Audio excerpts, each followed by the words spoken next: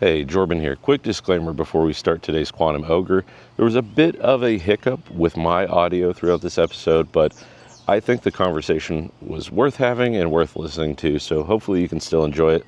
Just wanted to acknowledge that yes, there was an issue, and it's a little bit hard to hear me throughout this one, but hopefully you guys still enjoy the episode. Thanks for watching. Greetings and welcome to the Quantum Ogre Cast, the topical TTRPG podcast you were destined to encounter no matter what choices you made. I have two awesome, extraordinary, extra special, with a capital E, guests today. We have Agile Monk and Michael. Thank you guys so much for being here. I'm excited about this episode. We have a lot of crazy and random topics ahead of us. I was trying to remember everything that we're going to talk about. Everything from like just getting into the hobby, like the shape the hobbies, the nerdom has taken over the world. Some of our experiences growing up with different games, some of you guys' favorite games, and of course Zendria, a book that you guys are very passionate about, and even I dare I say just passion for the hobby in general, TTRPG space, and at some point I'm sure Agile, you're probably going to bring me to tears in this episode. So thank you, and I'm sorry. Yeah, so introduce yourselves. Talk a bit about who you are in this community and what you are excited about. Michael, you want to go first? Sure, why not? No, here I am. I am in my spot. I'll throw my son under the bus. Let him go first. Right. There you go. Yeah. Hello, my name is Michael. Yeah, so about to be 40. Oh my gosh, why? A big lover of the TTRPG hobby and community, coming in from the late 90s, early aughts with Worldmaster Champions, Dungeons and Dragons 3rd edition, and then rapidly making the change over to Pathfinder. But I have loved the creative and group creative nature of the hobby, and it feels like a group project where everyone actually wants to be involved. And it is a blessing to be able to meet people who have a variety of different creative ideas, inputs, and elements, and seeing the stories that they want to make, and seeing things through everyone's perspectives and the way that they want to express. So much fun, and you can't beat it. All right, Agile, you're up. All right. Hey, Agile Monk, long-time listener of Elder Goblin Games and the Quantum Ogre Cast. Now, finally, first-time caller. Yes, I'm on. I've been here. Woohoo! Okay, my life is now complete. Okay, so, but yes, been gaming, been in the TTRPG hobby for 52 years. Yes, that's right, and jamming for 50 of it. And basically back in the old days with OD&D, chainmail, and outdoor survival, and that hex crawl method that it offered us up back then. And I've been playing ever since and going through, every TTRPG you can imagine, from space to fantasy to sci-fi stuff, science fiction to heroes and the like. But the thing I love most is I love the community, I love the hobby. I do and have for years done everything I can as Agile Monk to support the hobby, support the community, and everything it does, because it's a positive hobby. It's changed people's lives. It's saved people's lives. It saved my life. And it's done so much for me and my family and my friends. And it means the world to me. And as a military veteran and member in the armed forces, I played back then too. And it just, there's nothing that I can say other than, wow, grab a TTRPG, get out there, play in your own world, have a blast. And by the way, watch Jordan's videos, because yes, his videos remind us of why we do this hobby and the positive and loving nature of this hobby. And I am so honored and thrilled to be here tonight. Well, trust me when I say the honor is all mine. Well, awesome. All right, let's get ready for an exciting episode with lots of nostalgia, lots of talking about what makes this hobby so great. I'm so excited to have both of you on today, and I'm excited about the conversation that's going to unfold. And but before we get started, we're going to cut to a quick word from our sponsor, so stay tuned. Hey, if you're enjoying this episode, consider becoming a paid member here on YouTube. It will help support the channel and grant you access to bonus content such as the Quantum Cut and other behind-the-scenes features. Thank you so much, and I hope you enjoy the rest of this video.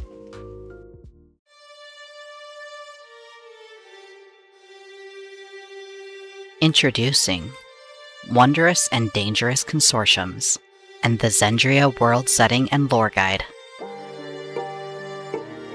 What is Zendria? Zendria is a world of conflict, and Zendria is a world of peace. A place of magic, of progress, and of loss. Delve deep into the lore and uncover the secrets that lie beneath. Zendria is a place where good meets evil. In this living world where old and new fantasy collide, the right choice isn't always clear. How will your choices change the landscape? Turn the page and tell your story. It's your world now. The Zendria World Setting and Lore Guide, supporting West Marches and Sandbox games. Wondrous and Dangerous Consortiums. Consortiums are the lifeblood of any thriving world, serving as the beating heart of societies shaped by vision and necessity. The ultimate toolkit for serious storytellers and game masters. Coalitions, cults, factions, guilds, mercenary companies, orders, and secret societies. Discover how to create consortiums that are not just background props in your stories, but central figures. Say goodbye to bland NPCs. Create unforgettable experiences beyond the table. Engage your players deeply with narrative-rich adventures that allow them to explore the intricate workings of the consortiums and their impact on your world.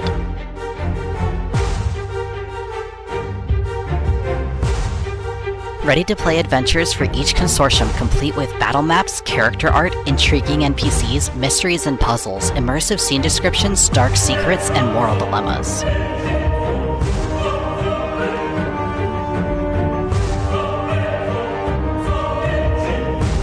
Unlock the secrets to living worlds and continuous conflict with Wondrous and Dangerous Consortiums and the Zendria World Setting and Lore Guide.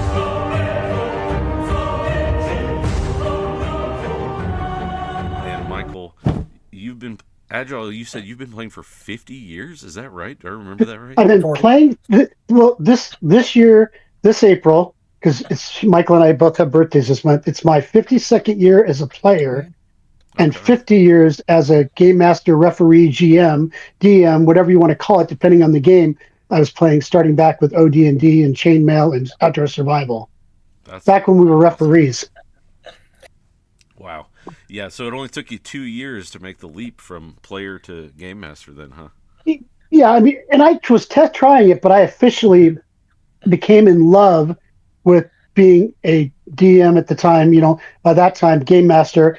I said, this is really what I want to be, when I grow up, if I ever grow up, so that became playing lots of different games, which I have, and boy, do I have a lot of games, and I played a lot of TTRPGs, but that outside of my miniature wargaming and board gaming like Squadron and stuff like that, when it came to TTRPGs, I realized I loved helping drive the story. Yeah, absolutely. And Michael, what's your tenure with like D&D and RPGs and stuff? So my exposure began right away, thanks to him and all of his gaming buddies. Just sitting on knees and just tossing dice without understanding, but loving watching the pewter figures move across the table and seeing the different paint jobs and of course dry erase markers on felt and just or whatever the material is, and drawing out maps and whatnot. But high school is when I got really started with my own friend group and whatnot, and right about that time, third edition was coming out. D&D third. I knew I had thoroughly read the other books, but I was more interested in Rollmaster. But it was really hard to convince any of my friends to make it even through like the first chapter of that gosh darn book. Character law. and his Rollmaster background comes because. So I started with the very original Arms Law, the very original, because I used it in my AD&D games and did it early on before they were building. And then, of course, they did Rollmaster, all the other stuff. And they did Iron Crown Enterprises were building lots of other things from MERPs, whatever, did all those. But Michael took a liking to it because the crunchiness of it. But just to be fair, I had him rolling dice and moving miniatures at 3 years old. Oh yeah. I mean, That's awesome. it'd be unfair. I mean, he truly had it pushed on him.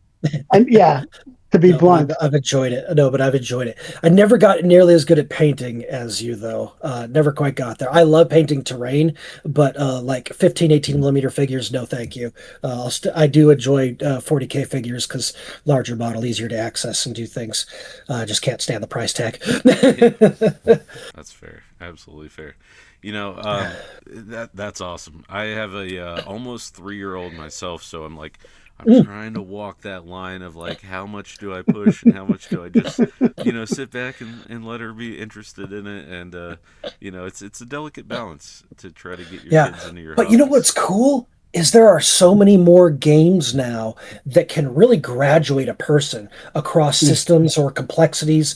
Like, have you seen those Descent games or the Star Wars Assault? Oh Yeah, yeah, Imperial yeah, Assault, where you've got the very contained dungeons and missions, very contained characters, but they still get you used to all those ideas, the planning, the tactics, and everything. But then you can kind of move up beyond that to more complex games, or you can just enjoy them for what they are. And I think that's really cool.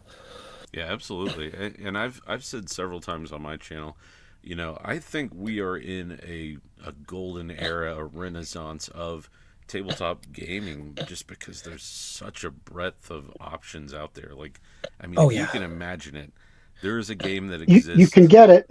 Yeah, absolutely. we've got a game we got from Kickstarter in the household called Flock Together. You heard of it? I have not.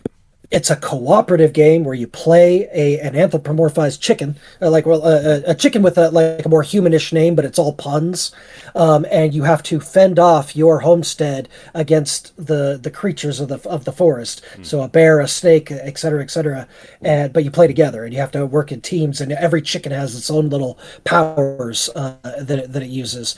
Very fun, but just like I said, if you could think of it, someone was like, "Hey, what about chickens in a chicken coop? How can we make a little fantasy out of this?" It's wonderful.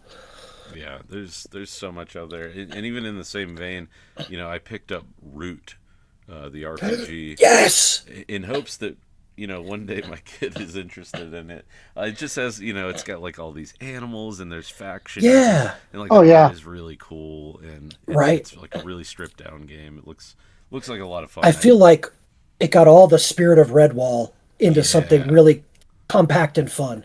yeah, Yeah. that's a good way to put it. Yeah, yeah, I grew up on those Redwall books, so Oh man, Watership Down, Redwall, absolutely. yeah. Yeah. Well, I have to ask, since we have such tenured guests. Like, I actually started myself. I really started in about 2015, I want to say, with Okay. Pathfinder. So three point seven Love five, Pathfinder. 5, yeah. and and then moved into fifth edition. So since Oh. Agile, you've been playing so many games for so long. Do you have some standout games over the years that just really like Oh, pop in your mind? Like, Ooh, he's got opinions. He's got opinions. absolutely, I do. But I want to share something funny about Pathfinder because when my son, grew up, but I at one point in time had everything you could get for Pathfinder 1. yeah, Okay. same. Because I just couldn't do the 335 thing, and so 3.75, aka Pathfinder 1, kind of became so and I had and it's so funny, but then I just kind of got, I don't know, something happened, and I one day, and I was moving because of job and work and all that, and I finally said, okay, son, I'm going to give you all of my Pathfinder books. I mean, because it was boxes of them, okay? Oh yeah. And I gave him all my Pathfinder 1, and then later I kind of felt bad, but I did. But then what happened is, because the hobby and the spin and the turn again in games, I thought, okay, Michael actually convinced me, along with some others, to try Pathfinder 2. So I kind of started down my collection of Pathfinder 2, but I still don't play it as much. But at least I was smart enough to not get everything they ever made this time. I mean, whereas I really had everything that had been Yeah. made for Oh yeah. Pathfinder 1. I even had Hackmaster before that, and Oh all, I yeah. mean, so but so it's so what I tell Oh, people it's really cool. is my my all-time favorite game and I've played all the D&D. Okay, all of it. I've got everything. So all the versions. I mean, I've got BX, Beckme, you name it all, Mulvey, all. Trust me, I've got issues. Okay, so yeah, so but There are issues with issues. yeah, AD&D First Edition is still my all-time favorite, and it's just because I have some memories like meeting Gary, meeting Arneson, playing in a game. I have issues. I have no issues. I mean, I have memories of. Matter of fact, 1986 when Michael was born. I was in the Special Forces community at the time, and I was not. I was off mission, and I got a chance to take a couple of days leave away, and I this is right before he was going to be born. Interestingly enough, but I went to one of the TSR/RPGA conventions, and I played the tournament stuff. Exactly, the TSR tournament stuff, and which I had done before, but this was big because Jordan, I won the tournament, and I won best AD&D player and got a plaque that I still have to this That's day. awesome. You know, so it's like okay, so memories like that. Now then, my second favorite game, interestingly enough, is Castles and Crusades, and that's because working with Troller Games for a long time and knowing Gary and following that and having some of Gary's other works that end up getting jacked up because they just would not ever leave the man alone, But when they're doing TLGs, C&C was what would have been AD&D 3.0 if Gary had had his way. And so to me, it was kind of perfect, and I loved it because you're talking about a guy who did Harn and did all the Harn stuff way back when it first came out, all this. So that's my second. Now, here's what will kind of throw you off. My third favorite all-time RPG is a game called Daredevils by Fantasy Games Unlimited. I'm not familiar. That's old. They did space opera, chivalry and sorcery originally. They did Aftermath. They did Merc. They did Bushido. I mean, I've got a ton of games, and this is all back in the day. And then, of course, I was probably one of the first early players. I have original Tunnels and Trolls, but I was one of the first players of RuneQuest because some of my favorite game designers were from Chaosium and FGU both, and they ended up combining later. A lot of them got together, and so I played all of their stuff and really enjoyed it. Down to champions for superheroes, villains, vigilantes. Yes. I mean, you pick a name. I've done it, but the truth is, I've got everything ever done in D&D, everything ever done in Castles Crusades. I have all of the original RuneQuest and everything done after that. I have, of course, I have Cthulhu, and I have the original Cthulhu because in that, and then, and what most people don't know, and this is where, just to go back to my roots, this will probably blow you away, but I have the game that Gary put out before he did his OD&D box, but it was actually in the brown wood grain boxes that they would end up using for OD&D because it was the first thing he did. It's a game called Tractics, which was a World War II miniatures game. And I have that sitting right next to my original OD&D box, which I have, and I have it in beautiful, awesome condition from that because I was into medieval wargaming, World War II, Napoleonic, 7 Years' War, all this. I mean, I started at 10 years old, very young, doing all this stuff. And so, I mean, I've still got that. And that's one of the things that were created that he did before he ever released D&D. Right, yeah. So, yeah, I know. And for those who, may not know the sort of history of it, I never really know where my audience sits in, like, the extreme deep lore of D&D, but, like, so much of the hobby emerges from those sort of, like, the wargaming, the, like you're saying, the Napoleonic era kind of stuff. Yeah. Because that was originally, chainmail and all that, and that's how it came to be. Well, and the old ancient stuff that we were all doing, because, I mean, I've been a member of Historical Miniature Gaming Society my whole life. Yeah. And I've been at it. Yeah. I've done the tournaments. transition of taking war games down to the squad level, really sparked so much of the process. Yeah. But then to kind of close off my game background as far as some of the older stuff, I mean, like when it came to space stuff, I have the original Traveler and I have Space Opera, also by Fantasy Games Unlimited. And honestly, they were both unique space games. Very unique. And they're very unique. I mean, so what I couldn't get out of Traveler, I get out of Space Opera. What I couldn't get out of Space Opera, I get out of Traveler. And so back in the day when I was playing with my friends and buddies, here's what we did. We used rules from Space Opera and Traveler. And then to make it even more fun, we used our Starfleet Battles miniatures that were from Amarillo Press back in the day in Texas. God. And then we painted up and we did all of our battles in space using Starfleet Battles in the miniatures. That's So awesome. I was into it, brother. Yeah, yeah, it was amazing. That's so Yep. cool. I have a lot of the way I phrase it is like unwarranted nostalgia for an era I never really participated in. Like I said, I came in like 2015, but like I find all this stuff so fascinating, especially like the early Really days cool. of the hobby, because Yeah. it was so fresh and so new, and like all the designers were just throwing everything against the wall and trying Oh, stuff and seeing what yeah. stuck, and it was really an emergent hobby, and in a lot of ways still is. Like people Oh, forget yeah. that like D&D is only what 50 years old. We just had the 50th anniversary, yep. which is Right. really burgeoning for a hobby, an Absolutely. entire sort of And, culture, if you will. it meant a lot to me. I mean, it's funny because everybody, family, friends, were all like, "What?" I kept because that Mike will say that whole year I was just talking about it, and I was like, why isn't Watsy doing more with this? Because I mean, but I was going to, I mean, people that knew me in work and my real life, and all of a sudden, because normally I would keep that stuff kind of quiet, whatever, but all of a sudden, hear me, oh yeah, did you know it's the D&D 50th anniversary? And they're like, what? What? What are you talking? Dungeons and Dragons are like, what? You're one of those? Yeah, Yeah, I get that a lot yeah, too. Oh. yeah, 50 years, one of those. Yeah. So, Mm. yep, that's hilarious. It is funny, like I maybe I didn't grow up in quite the era that you're talking about, but I did grow up in an era when like being nerdy was still very not cool. Like we hid our Magic the Gathering cards at lunch, and we played our secret games in the corner of the lab and that sort of thing.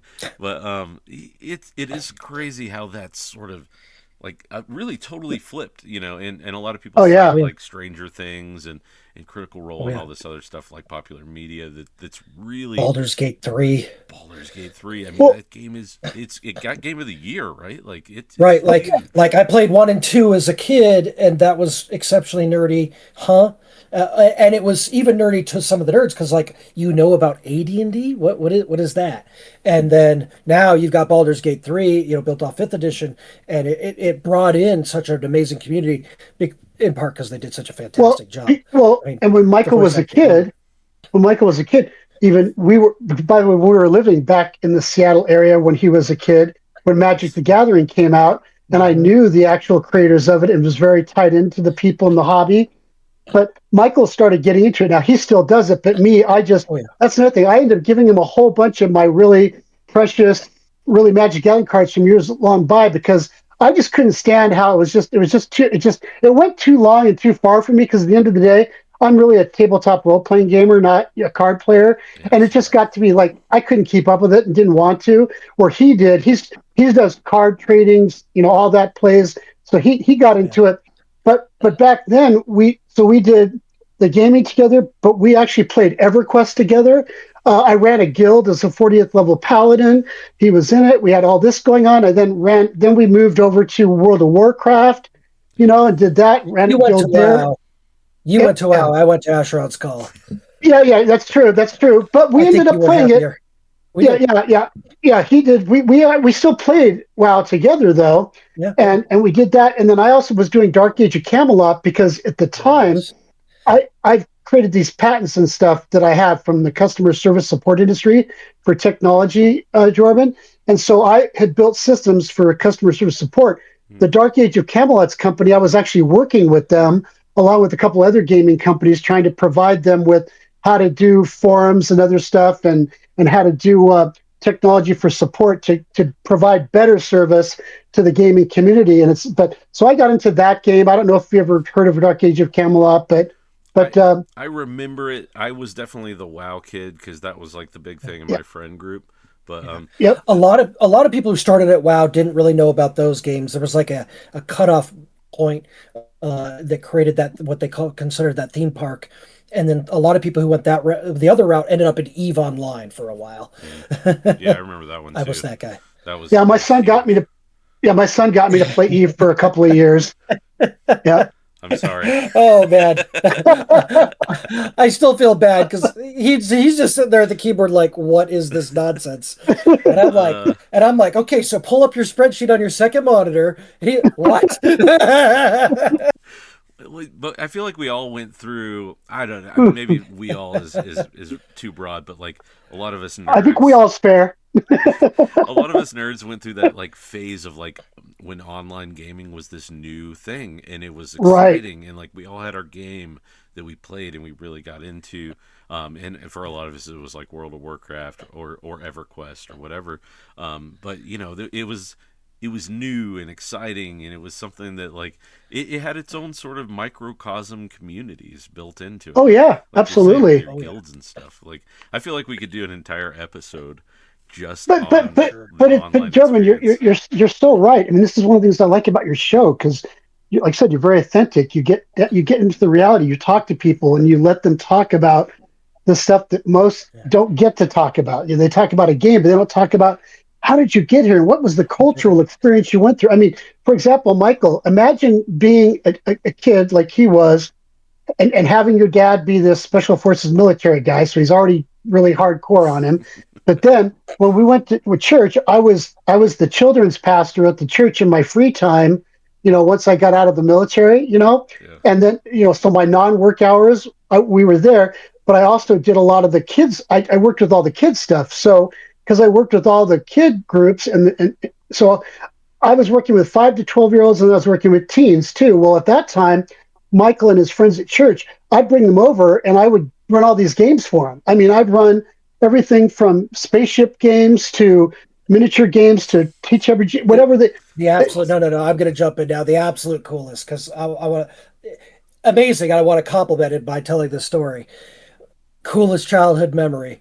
Got friends over, and this is when a dollar could actually afford you something as a kid.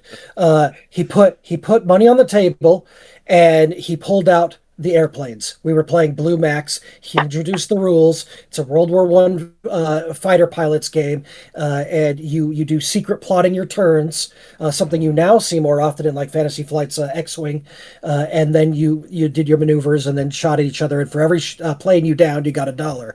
And Nice. that was easily one of the coolest things that we did. We had a lot of fun with that, Well, and it's one of the memories that we all still have from that time. well, and you tried to get your pilots promoted, and there was sort of a role playing aspect of it too, as you Yeah. got skills and got better. But it was just it was because what I did is, and this is a little secret, Jordan. I, I have to admit that I sort of I'll use the word guided the kids to through these games to get them to the stuff I wanted to see them try, Yeah. you know. And the best part about it is their parents didn't complain that I was getting into these games because hey, I was like the children's pastor and I was the, he's Yeah. got to be an okay guy. You were trustworthy enough that they were like, Yeah, I'm sure right. it's fine. It's fine. Yeah, because Yeah. what's funny is, Jordan, at that time, and Michael knows they were more worried about Magic the Gathering cards being in the church than they were worried Oh about yeah. me teaching them D&D and stuff. Trust me, this guy knows about that. Yeah, you Yeah. know what I'm saying? Yeah. Oh yeah. Yeah. Yeah, but Oh no, it's yeah. it's cool. If I could just say, like, there was this sort of organicness to, like, I'm gonna call it like clubs back then, that you don't see as much today. With it, and I'm not like saying the rise of online is a bad thing, but I feel like some of the brick and mortar, some of the like local, just like gathering together around a table clubs and that sort of stuff is like fading away a bit. But it's oh, I'm lost it. My brain just it's been a long day. Well, the community. Yeah, go ahead. No, sorry. No, go ahead. Oh, I was going to say I think you're right, Jordan. The community of gathering people, because we saw this happen with game stores. Because I've helped a number of hobby stores over the years. I've worked at one and helped them. Like when I was growing up, that's how I paid for my hobby in high school, college. But But what I noticed is that the online thing and and ironically, even some of the not just the online stuff, but moving to digital, especially a lot of just digital focus took away the local gatherings, both at the game stores, the tables. Because Michael grew up with me taking to the game store, there being tables where we were playing everything from they did Magic, they did D&D, they did wargaming, miniature gaming, everything. Because but the trouble was it started. We watched it kind of start to decline, and then watched it kind of slowly come back. But it actually killed off a lot of our game stores. Yeah, Yeah. yeah. It's been kind of. I've personally had a similar experience here.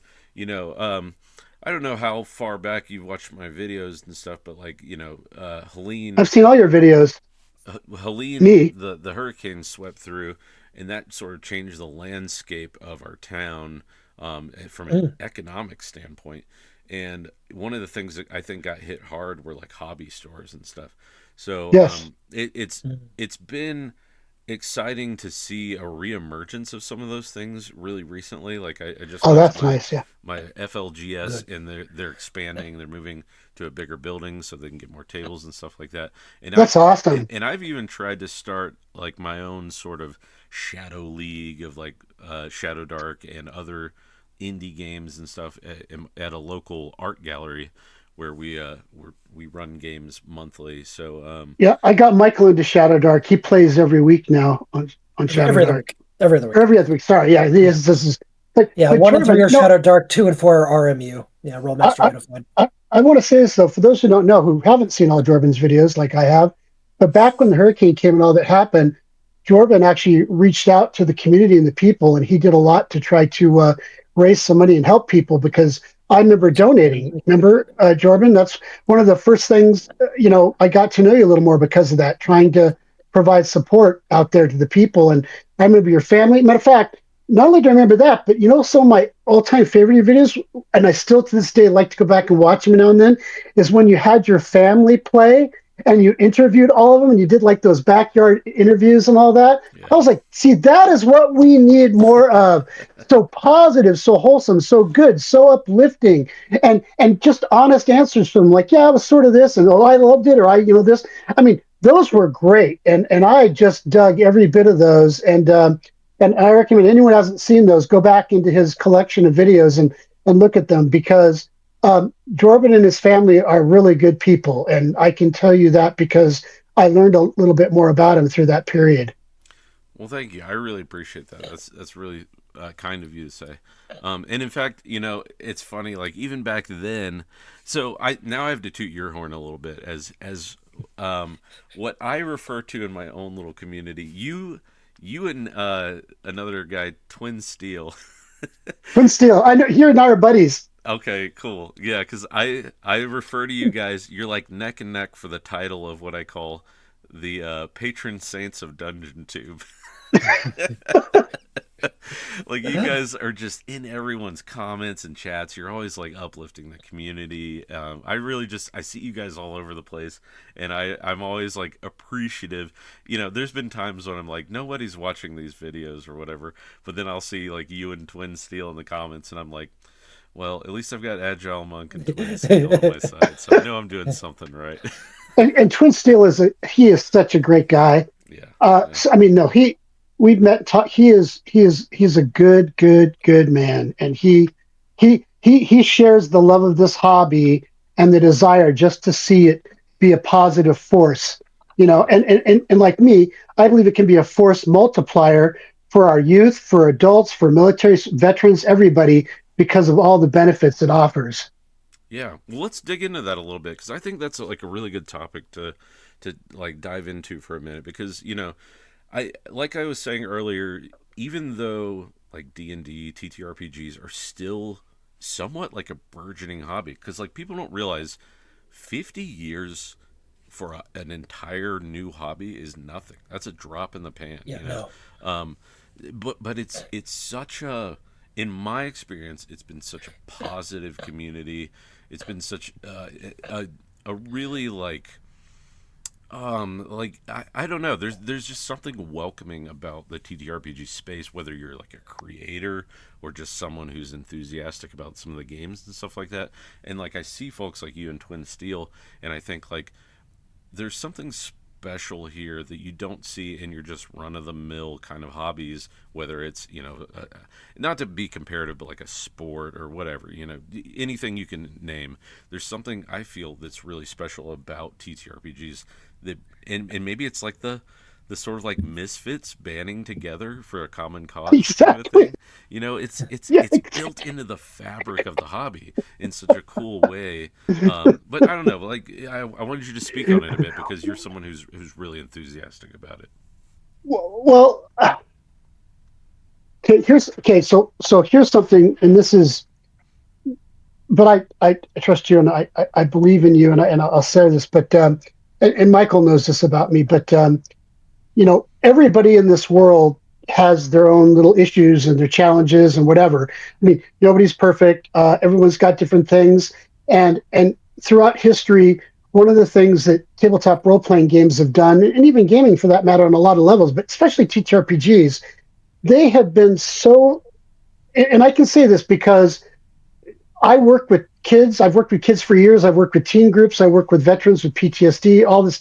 I'm very much involved in these kind of activities, and most people don't know this, but I am a diagnosed savant syndrome. I have savant syndrome.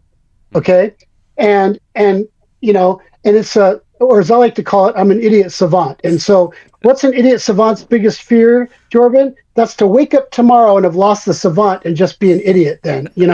So so so in my own way, I mean, this hobby, I mean, as well as, like, for example, growing up and being in the band and all this stuff, playing sports, but I mean, I was, kind of a prodigy and this and that, but you can imagine, you didn't exactly get a lot of a lot of kind responses from people when you were a band geek and Oh yeah. you were running for the astronomy club, you were running the because we had, up where I grew up, we had one of the centers where we could run and do all the stars, a planetarium. So we had a planetarium in school, and I was so good at it that the teachers who owned it let me be one of the presenters and educators for it, even in school. And so, it didn't get, I mean, it was a nice place to be able to take girls to show them the stars, but I didn't get further than that, to be honest. I mean, just being candid here. But hey, at least I was doing better than the other guys I was hanging out with. So, but the fact is, when you come through all that and you grow up, that you have to find your connections and your friends, and then you start to make these specialized groups, and you find as a lot of them have things in common. They have, autism, which was being treated back then differently. You have hyperactivity, which back then they were just trying to throw meds at and Ritalin at, which was jacking kids up. I mean, trust me, my father fortunately tried to keep the crazy quacks from me, because they tried pushing meds and things on me, which were just completely jacking me up too. And I'm so thankful he did that. He fought back. But because we just needed to find our place and our purpose and what we enjoyed and what clicked with us, and the freedom to do that. And what TTRPGs give us is, when you get in there, I don't care, because I've played with such a diverse group of people all through my life. I mean, and I mean that, to the point where I grew up with kids. We had Catholics, Mormons, Jews, Baptists, all that playing together. We had girls, boys. We had everything, but we were all in that geek, nerd, whatever. We were all. I'll just call us special. Misfits. Yeah, misfits, right? Yeah. Yeah, and so we found that joy together, and that let us get more comfortable, and let us speak up more, and let us become more, and let us evolve. And then the next thing you know, I mean, you go from that, and then you find out, as you got better in life and you evolved, that you became more capable, and you started having more confidence and more trust in things, and started to do things. I mean, and I look at my life and career, and if I had let all of those people keep me down, I would never have done all of the things I've since done in my life. And same thing in my son has his issues too, and we're both. I'm an injured veteran. He's a disabled veteran, and all those things that we've gone through, we found a common core, and that is, we came back to this hobby and this gaming, and it let us feel loved. It let us feel normal. Let us feel appreciated, and let us feel as though our creativity that was sitting inside of us had a place to go, where people actually looked at it almost in awe and joy rather than, oh, look at that knucklehead. Yeah. You know what I mean? Oh, And absolutely. and and right there, that's a major miracle. That's a blessing. Yeah, man, that's awesome. Yeah, thank you for sharing that. So many of us have similar stories. What maybe the place or the time or the people move around a little bit, but like so many of us found this hobby, and it was like you're saying a sort of buoy for us in a dark ocean. Yep. And it's just I don't want to oversell it, but it is such a unique experience whenever you find your people. Um, I, Exactly. I love that story because it really does highlight what's amazing about like we were saying, groups of misfits that maybe otherwise would never hang out. You got Yep. your jocks and your nerds and your mathletes and whatever, and we all come together and we're all playing pointy-eared elves and halflings and laughing and having good times and saving the world. And that's what it's And about, the and using your exactly creativity, about like we said. exactly about similar. And it's funny because and Michael attested, but I'll tell you, and the military, I found more people in the military. My special forces Green Beret buddies played it. I mean, because we all had our unique reasons why we got there and did what we did, and we were all struggling inside with that internal side, and we were fighting anti-terrorists. We were, like I was in the Middle East, Africa. My son was in Afghanistan, Iraq, and things. But we all came back to that game because it was the one thing that gave us comfort, stability, and helped us laugh and find joy in all the horrific, terrible stuff that we had to deal with and see every day. And it was like a refuge. So to me, I don't think you can play this hobby up enough, because right now at the Veterans Affairs, which I work with and deal with, we've got now over 6 hospitals out there that are now using D&D and TTRPGs for therapy for veterans with PTSD, anxiety and depression, and other issues. We've got schools doing it. I mean, to the point where, I mean, I've got, and now they've got things called therapeutic GMs, which I'm certified to do, where you work with a therapist and then you GM for the players as the therapeutic GM who helps do this, and the difference it makes and what it does, and the positive responses. I mean, the books that are out now on it. I mean, for those who don't know, you should look at the psychology of Dungeons and Dragons. There's a number of books I can recommend out there that have impacted the the community, the hobby, kids, adults, all kinds of people. So to me, this hobby, it's like you said earlier, Jordan, it's gone way deeper, further, higher, and more broader than anyone could imagine, because most of us are just kind of living in our little worlds trying to be safe in them. But the truth is, this is what I tell people. Everybody needs, like I say, TTRPGs aren't for everyone, but they're definitely for anyone. Yeah. Anyone who wants to check them out and embrace it, because in my book, everyone needs a little world to live in. They need a world of their own to live and play in, because that's our safe space. You know, that world where we can live and play. And that's why DMing and world building has been such a big thing to me for all these years and all the creations, because you're creating a place that other people can find joy in and learn things in and embrace things and laugh in and cry in, all of it. And to me, my gosh, we just need more of that. Yeah. Absolutely. Well said.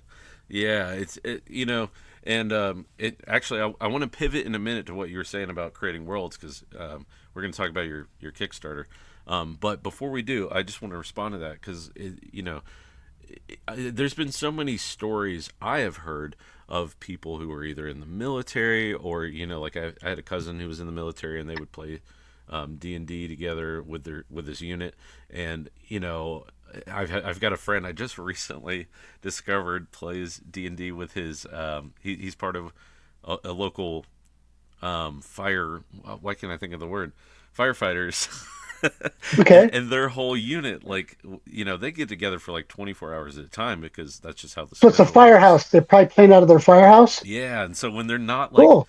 running out, On a call. dealing Yeah. with putting out fires, dealing with accidents and stuff like that, they're like back at the place just playing like D&D together and having an awesome time and bonding, and like Nice. they have such a tight knit group because of that like shared hobby and That's experience. And cool. it's it's Heck just yeah. so cool to see the ways that this hobby brings people together and Well, is well, yeah, go ahead. oh, so sorry. Do you know DM Angelo and Friends? He's got a channel out there. He's a firefighter, and it's the same thing. You know, Yeah. that's exactly right. But and it's funny because he's a bunch of old school gamers in it too. So they're playing AD&D first, second edition, you know, and doing that. So I think it just everything you say just rings so true with me. And I'm sorry, I didn't mean to talk so much. And No, no, I you're just good. You're I'm good. just passionate about this. I because let's just say that without getting into details, this hobby has saved my life a couple times. Yeah. Yeah.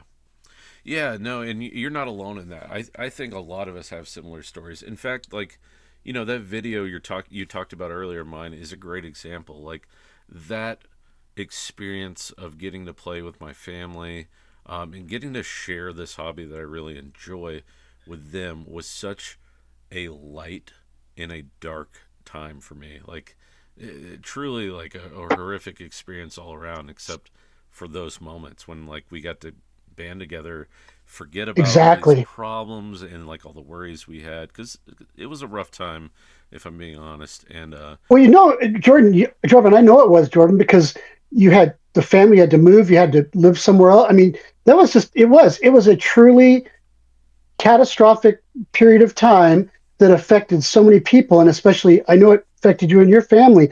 And then to see what you turned that into, I mean, gosh, it was the epitome of taking lemons and making lemonade. And like I said, I cannot recommend that everyone go look at those videos. They are so worth it because to me, you took a triumphant path rather than a give up and quit path. And I was very proud of you. I was very enamored. And I said, this, and it just made me realize this.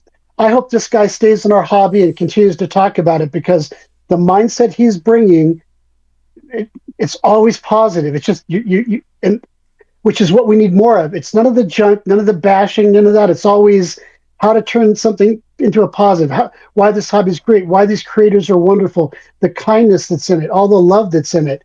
And I'll tell you, you and and I haven't shared, but your videos got me through a big issue because and Michael knows this, but I I had to go in for a big surgery again to take out stuff out of my head from old chemical exposure, things like that, and and due to some mistakes that were made at the hospital with the anesthesia after the surgery, I died there, and I was brought back to life, and they brought me, and then they took me to another hospital because it damaged things, and I died again, and they brought me back again, and they broke all my ribs, they broke my sternum in a couple places, they damaged my heart, cut it, I was bleeding internally, and I had to recover and survive through all that, and it was people like you because I couldn't work, I couldn't do anything. That your channel and your stuff got me through that time. So um, I that's why I just wanted to be on the Quantum Ogre cast because I wanted to thank you for getting me through some really tough times with the great and wonderful caring, giving stuff that you did for the community. oh man, I'm humbled. I'm blown away. You're gonna make me tear up on my own podcast. Sorry, yeah. Thank you. Yeah, yeah. Man, I'm truly don't have any words. I'm grateful. That's honestly like the best compliment you could give me. Because there are times when you're out here making videos and you're like, I don't know if anybody really watches this stuff or cares or anything. But yeah, just yeah, Yeah, thank you. Appreciate that. people do. People do watch you, Jordan. They really do. Well, thank you. You guys are such great supporters, and I don't want to leave you out of this too much, Michael. I know you've got thoughts too. I'd love to like take it back a little bit and hear like either a way that like role playing games have impacted you specifically, or like maybe been a buoy through a dark time or something like that. So Sure. Actually, let's take that and then add in your earlier question that you presented to Agile, but I hadn't spoken to yet, which favorite systems, and yeah, this will pair with it. For me, it's anything in the Iron Crown Enterprise realm, Rollmaster, Harp, and MERP. That whole seg always a top favorite for me. But then second is champions. And if you can't already hear a theme between those answers, you're in trouble. I have more recently, in the last couple of years, really started to love some of the more streamlined systems like Castles and Crusades, or even rules gritty like Shadow Dark. But they've all helped me through something to kind of understand something about myself and what I actually enjoy and what I get out of certain kinds of games, or even what I enjoy in work. I went into the project management field after I got out of the army, and a lot of that it has to do with organizing. A big part of a project manager's role is organization, keeping things structured, finding blockers, remove them, etc. Well, I didn't realize that I was also playing games in the same way. Yeah. I loved the categorization. I loved the charts, say, of Middle Earth role playing, MERP, or Rollmaster, and I absolutely loved the structure and the way that you could put together your own unique character in something like Champions, and then looking at like class-based systems. Like D&D, Shadow Dark, Castles and Crusades, and the like, and the very big distinctions, and wondering about things like how to make system translators so you could get from one system to another to rewrite a module, or even in just noticing like, hey, what's the common ground between all of them? And that's a big part of the product that we're getting ready to launch. Is this actually results in the culmination of me putting together all of this information from across these styles, and then or these rule sets, and then implementing my personal sense of style and how I like to keep things organized. Because one of the challenges that I've always had with playing with people on more complex systems, crunchier systems like Rollmaster, is it's just the barrier to entry is so high. So making things more accessible, making building your campaign world a more accessible thing. Some people are immensely creative. They can whole cloth come ad lib a world in front of you for a game session, but they can't write down 2 words about it when it comes to time when they pull out, they got their notepad on their phone, or the pen and paper, whatever. They can't write anything. I want to make that better. And I feel like I'm really good at that part, but I can't ad lib to save my life. For me, everything comes as part of a plan, but we can blend those. We can make those accessible for everybody. Yeah. No, you raise a really good point. I think people undervalue like the sort of layout, design, presentation of information in role playing games. And I think It matters. just to toot the horn of the OSR for a second here, I think that's something they've done really well. Is they've taken a lot of these like Oh yeah. double what's the word I'm looking for? Double paragraph textbooks. Oh, double width, yeah, both, yeah, double width column, yeah. And they've Just going. distilled it down to like the core elements of what you need in order to play a game, and present it in a way Yes. that's been really accessible for folks who haven't been in the Yes. hobby for 50 years. But Well, and say what you will about D&D, but from and third edition onward, but the D20 overall structure is very memorable. yeah, It's very accessible, and you can jump into, well, how do I play quickly? And that is actually a really beautiful thing. Yeah, and it feels like you understand what's happening faster. yeah, and to go back to something, I was thinking of something while you were talking about like all your sort of skill sets of organization and things. We're kind of getting to the point where you can like not jokingly put that you're a dungeon master, or like a group organizer on your resume, kind of a thing. Yes. It's got legitimate value if you're able to hold a group of adults together for years at a time who meet weekly and are excited to keep returning. Like that is a skill set. And Yes. I think there's Because more. it's a project, Yeah, and it's collective buy-in. You have to have buy-in from everybody on this storytelling, because it's no one person that gets to decide what's in the story. It's not one person that writes the script. Everyone has to have buy-in for it. You're absolutely right. And when you can do things like really record it, I love people's let's plays. I love watching let's plays, and you can see as groups come together, you have very disparate personalities and cultures, and then you're bringing your ideal character to this scene, yeah. in a make believe world. Yeah, and like you said earlier, Agile, talking about like the ways that games like D&D have even been used in therapeutic aspects. You know, we've come a really long way from huddling in the corner of the chemistry lab, hiding our books, to like openly saying like, "Hey, this is a great thing and can actually How did help you know it people." was the chemistry lab? Because I was Did there. you were you spying on Ben and I? Oh my gosh, Ben! Oh my gosh, yeah. Oh my goodness, that's hilarious. Because I was there, I lived it. That's why I knew it was the Mhm. chemistry lab. Stranger Things is a documentary. It's not a. It's not Oh, a fictional absolutely. show. Oh yes. At least parts of it, when the Yeah, kids are right, in the right. lab with their favorite Yeah, teacher. all the kids downstairs in the lab, yeah, etc. Oh, yeah, that's all Yeah, great stuff. exactly. All right. Well, Man. Well, maybe you want to continue on, Michael. You're going to finish. I mean, I know you talked about your game, but the other Oh, part of the question. oh, yeah, and uh, I always wanted to find a creative outlet. I loved it, and this process and gaming, and especially TTRPGs, has given me that where I feel like I could study something. I feel like I could research something that wasn't deliberately academic or deliberately for work. This was fun, but I could enjoy the process, and it improved my games uh, a lot. And I'm a big prep kind of. I do world building as prep, and I really enjoy that aspect of the gaming, and it lets me do it.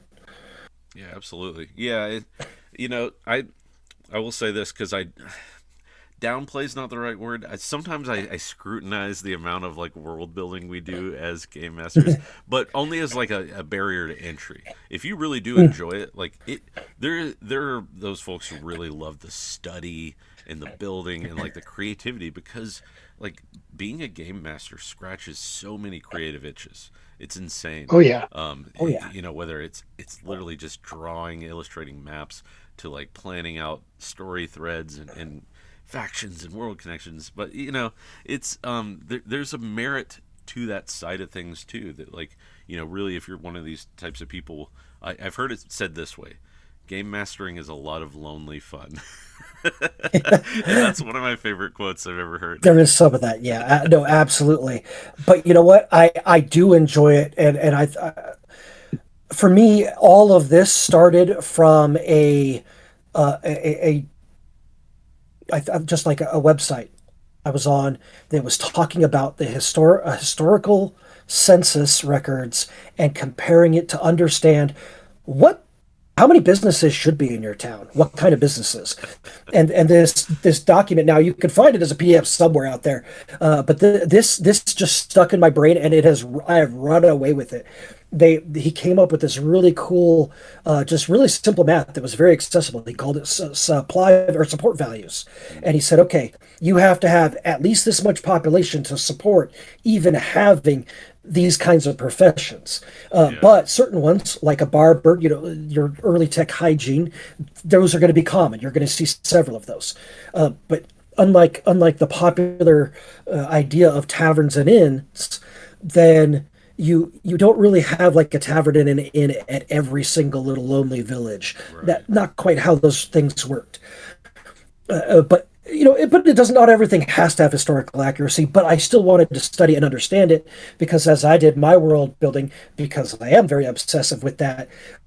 For me, one of the things that I have with my players is I'm like, I come prepared. I have an answer for everything. Behind every single door of every single building in that town map you see, there's everybody's there. Everybody's recorded. All the contents are there. Their work shifts, their schedules. I have an answer for everything It's ready to very go. Village of Hamlet. Oh, Yeah. yeah, Yeah. yeah.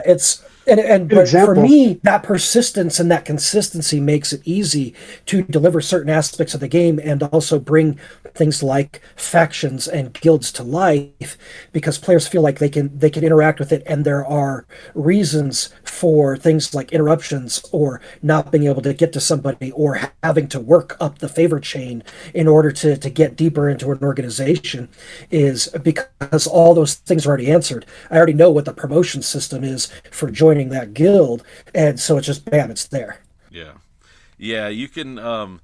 it can be really fun, and you can also sort of drive yourself crazy with like the amount of like deep dive. Because I've been there where I'm like, okay, this is this town has to have at least a population of 2,500 people in order to support a bard college, and also it needs to be Right, along yeah. a river. And in order for this to have a main thoroughfare of a road Yes. going through it, then the trade here is going to be, like you start to crunch numbers about the market and everything, and it's like, Well, I do have a cutoff point. I do keep a lot of things abstract, but I try to make sure the abstraction produces consistency. Yeah. yeah, just throwing that out there for if you're listening and you're like, oh, I'll never be a good game master because I don't know the No. population density of This is just a meism, but again, part of what I want to do is make some of those ideas a little more accessible. Yeah. For example, in one of the adventures that we were writing is a problem with a food supply chain because farms have collapsed in this village, and how will the players intercede or affect the situation, and how they do that will decide more of the future of the organization that tried to hire them and its power projection and how liked it is at the end of the adventure. Well, I think this is a pretty natural segue. I don't want to go too long with our time here, but maybe no, you take us wherever you want to go, Jordan. Yeah, let's go.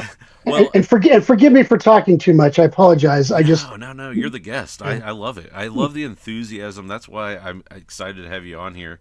But I do want to, you guys have a Kickstarter coming up, and I do want to talk about it because I think it's a really different, a unique world, and I want you guys to talk about what is going to make Zendria shine, because like Michael, you were already talking about some of the things with like looking at things from a sort of historical standpoint, and economics and stuff like that. So talk a bit. Let's pitch Zendria to the folks who might be listening and think, I've had 20 different fantasy settings pitched at me this year, but what makes this one so unique? Well, I know Agile's going to take the big portion, and he definitely should, being the key author there. But I want to jump in on a part where, first off, I want to say the consortiums and Zendria are well blended, and a big part of that is looking at it and saying, we don't want flat props in our games. We want something where the players want their characters to interact with it. It doesn't matter what the interaction is. It can be alliance, it can be hostility, whatever you want to come out of it, or even just avoid. And that's fine, but we want some amount of interaction, and we want to give that oomph. Those basically take it from what's my adventure hook to why am I in this world? Yeah. Want to elevate that a little bit, and that's what Zendria is going to give you. But it's not so complete. It's not so detailed where you feel like you can't insert anything. Where, like, something I see a lot in the MERP community is some people will be like, oh, well, you can't play that character because the Dunedain Rangers didn't use crossbows. But so your Dunedain Ranger can't have a bow or a crossbow. And you're like, what? It's my freaking character. And, like, let me play it, please.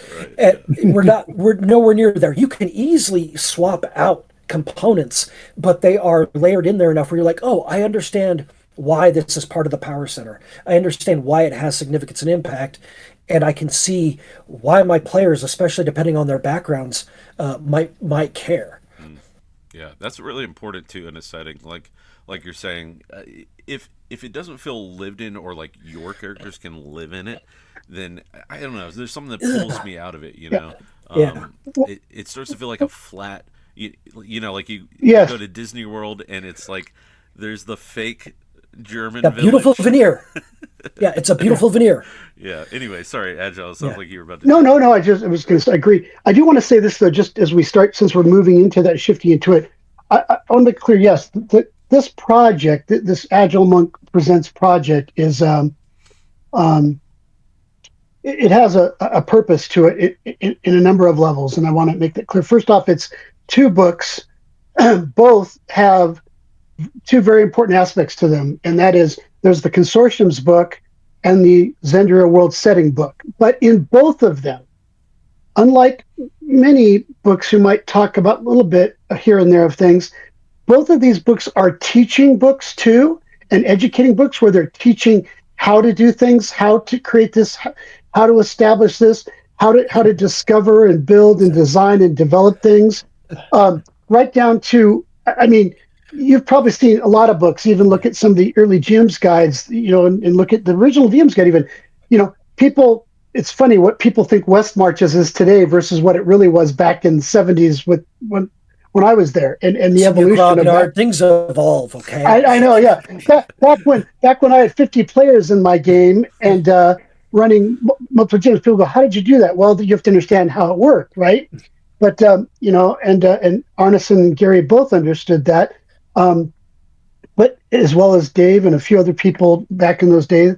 So what I would point is that so for example, in the consortium book, we teach this, we develop all this, then we actually give you a whole bunch of real life stuff that all exists. That here's the best part about it: you could drop them in your own existing world. You could take all these consortiums, which are organizations, the factions, the guilds, the orders, the secret societies, the knights, the religious sects, all this stuff, and you could drop them in your own world if you already have it. Okay, but at the same time, you can take that information and all of the adventures that we're providing out here too, because we are system agnostic with the books, but with the adventures, what we've done is we've created a theory that people are starting to pick up on, because people are starting to realize that's a really good idea. We call these stat book or playbooks, because in the technology world, if you've ever run system servers tech, you have run books or playbooks to run things and do operational stuff.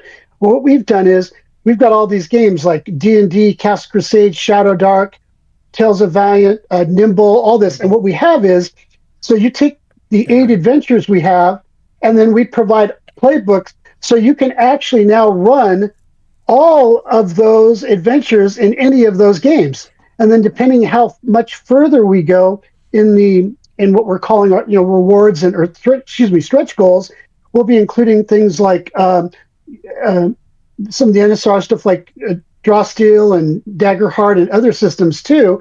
But the point is, we want to make it so that you can take this wherever you want. So instead of just having one adventure, think about that. You've got 8 adventures times 5 initial systems. That's already 40 games you could play of it. But then it gets even better. Those adventures tie every one of those consortiums into the actual world setting and the maps and the cities and everything. So now it's all integrated. So you've got all these different props and points and plots and hooks and all this that basically lets you go hog wild with it however you want as a game master too, with whatever rule system you want to use inside the world book. Then in the world book, on top of that, we've got 30, we've got lots of cities and towns, and we give you all these cool sites on a map, but and on the 3 continents, but we take 10 cities/towns on each of these continents, Jordan, and we provide the most awesome, beautiful, detailed maps that are going to blow you away, that can be used digitally or in person, whatever. And every city gives you its own set of plot hooks, additions, things you can pick up, and adventure hooks, all this to integrate it and allow even free play. But then we take it one more step, because the GM and the players. We're giving away a complete player's guide to Zendria. Imagine a full book, but it'll be PDF. It's going to be free if you join.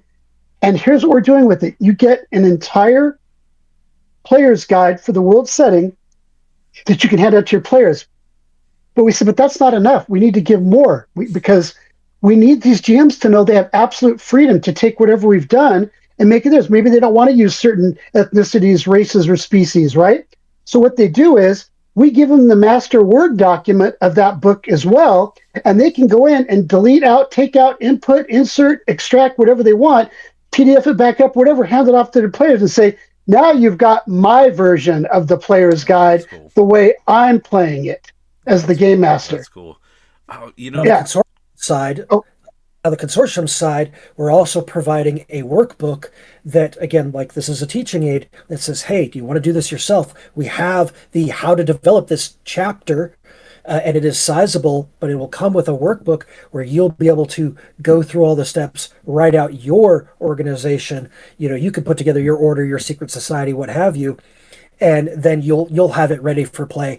But also, we'll have the word versions of all the consortiums. Maybe you want to drop this particular faction. You're like, hey, that's a really great noble house. Let's put that. I want that in my world. But you'll be able to edit and change out all the city names and all the titles and everything to be appropriate for your world.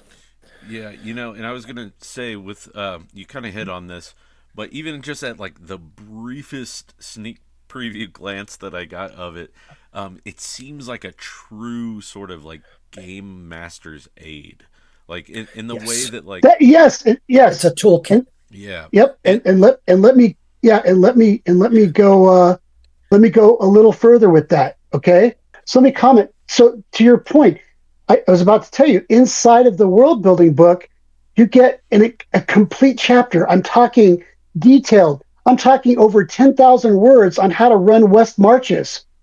yeah. Instead of just being a page or two, it's a whole book area of it showing the history, how it was done the old ways versus what people think it means nowadays, because people have been trying to rebrand it because it's become a popular term, but it's lost some of its meaning. Yeah. And I'm trying to bring back some of the original concepts and what to do. So we provide that. I mean, inside that, we provide everything from roster management, campaign structures, tracking world events, doing live, one-to-one live time if you want, tracking player objectives, room receipts, all that, and we teach all the methods for that.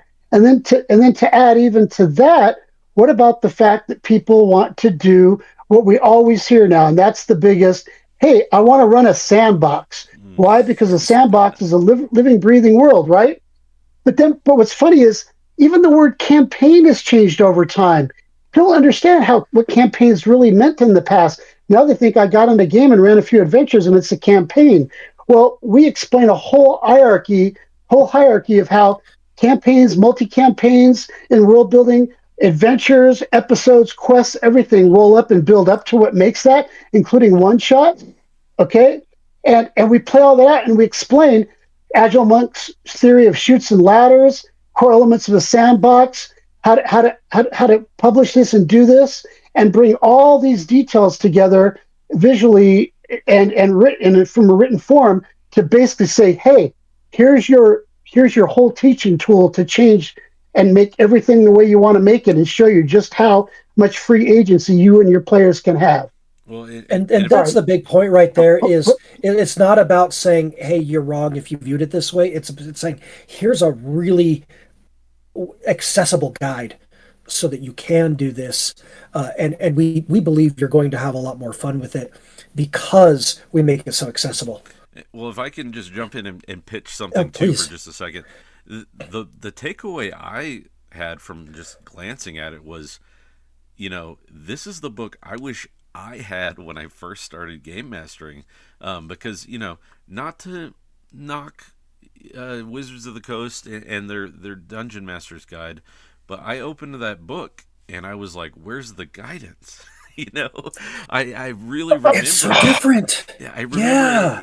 It's a great book in its own right, and but it ends up being more of like a reference guide to me than like a actual here's how you become a toolkit for teaching. Yeah. One of my buddies said that he feels like the DM's guide for D&D was really useful for, I really like these trap charts. Let me pull those out. I'm going to print them. Yep. They'll be in my quick thing. Oh, I need these quick things. So monster adjustments. Okay. Yeah, that's over here.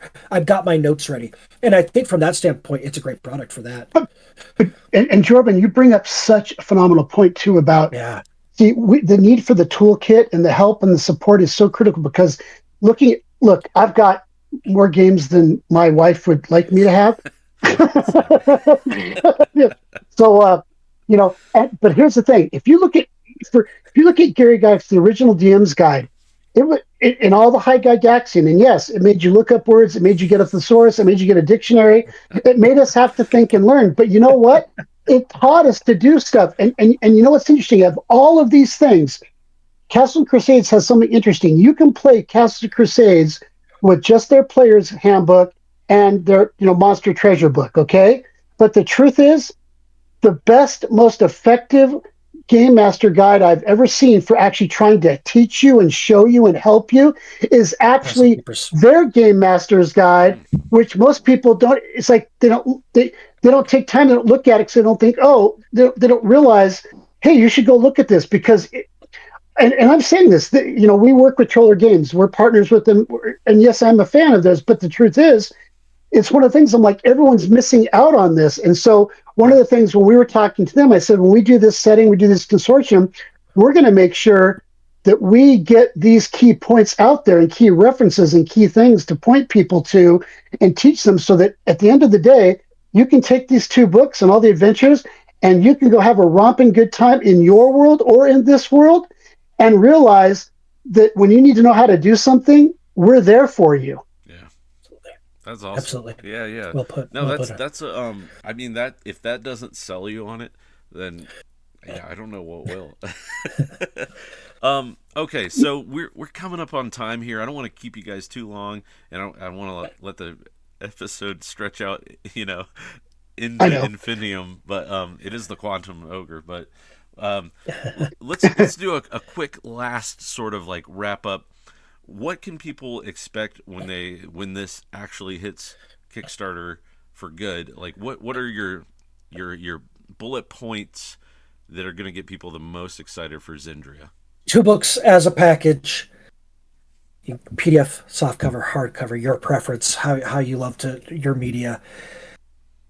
With so many additional qualitative freebies as well as the adventure add-ons that will absolutely give you a coherent system ready to go. We're not talking crunch. I'm not talking like D&D or Pathfinder or whatever. I'm talking just a means to build out your world, to make your game sessions more memorable, and to get players and keep players invested in the world that they're also helping you describe in every game session.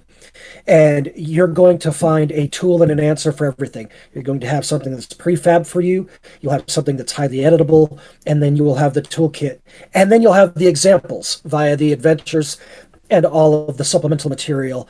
And it's coming into you in a media that you can use because we are breaking down all of the image and art components so that you can use them to your needs. You can bring them into your game sessions, whether you want to print it out, put it on tabletop, or you want to have it in your VTT, your tokens and everything, they're going to be there for you. Awesome. Cool. So, Agile?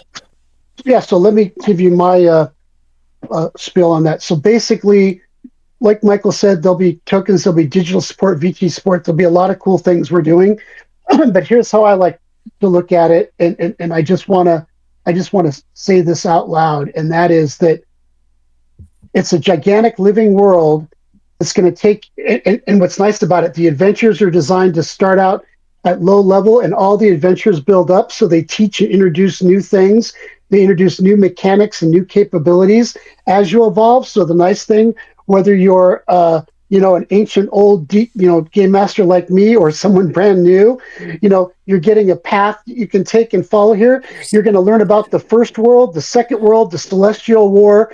You're going to learn about what it means to create protector gods and protector destroyer deities. You're going to learn about how to build history and going from an age of empire through a dark age to a founding, through an age of upheaval. You're going to learn how to deal with species development and dangers. You're going to learn how to build out continents, and then you're going to learn how to build out these cities. And within those cities, you're going to get 10 maps of every continent, so 30 maps, but you get 5 versions of every map digitally at 8K. Yes, I said it. 8K resolution. So you can blow up and see every little building and crevice on these maps, and have them. You get it with 150 maps because we give you 5 variations, so you can show what that city or town might look like at different times of year, and lighting and things like that too in it, all part of it. So you can, like I said, it's living, breathing, alive. And then those sandbox and West Marches environments. And here's the best thing: you're going to get all the artwork, you're going to get all the digital files, because here's the closing point, Jordan. What we want people to create and make stuff. We want them to be creators. We have a professional project management collaboration site, And what we want to do is we have a license. We've created this because we have professional TTRPG attorneys and IP attorneys, because I have patents and IP I own. And what we've done is we're making it up that if you come in and take, whether it's an adventure, whether it's the consortium's book or the world setting, and you want to go make any product on your own, you can take you can take all the writing, all the materials, all the images, all the graphics, make your own stuff, publish it and sell it. All you have to do is say, hey, we just want to acknowledge that this came from FCW, basically give some accreditation or some, in this case, accreditation for us and the work we did. I think that's the word, an acknowledgement of us, and help you make money. If it's really good work and you want, Yes. we'll help you. We'll help you get published, because we're a made in the USA, veteran-owned business. We work with other veteran-owned companies. We print to the US. We do everything in the US. So if you want to come create stuff, you can use our stuff and do it, because we want to see everybody get out there and give and create their own thing, because everyone needs, like I said in the beginning, everybody needs their own world to live and play in. Come take this and build your own and do it. And we're even willing to help get you published and get you to market and help you do it all. Okay. And all that free. Okay. We're giving all this away. The only thing we're saying you can't do is you can't take our 150 maps and go sell them as a map, pack to somebody, because sorry, but if you want to take like this city map and then build stuff around it and take all the stuff from the book in it and go redo it and add all that into your stuff, you can absolutely do it. Have at it, because we're giving it all away like that, because we want the community to help the community, because whether it's your family, your friends, your children, whatever, TTRPGs are there for you, and they're there to help you. They're there to help build your community, build your family, create interactivity, and bring us together as human beings again, to love each other, care about one another, and put each other first again in this world. And we want to help others have the blessing of doing that, because to us, it's about giving back. And when you read the Kickstarter, you'll see our whole thing about giving back. That's all part of our philosophy. We're giving this away so others can find success in the hobby for themselves. Yeah, exactly. That's awesome. You can actually get both hardcover books and the PDFs for $75. That's a good deal. You can get both soft covers and the PDFs for $65. And then if you do this, if you get all that other stuff included, it's pretty wild. So awesome. Well, I was gonna say, you heard it here, folks. It has all the D&D, the essence of what makes D&D great. Whether it's like building the campaign, Thank you.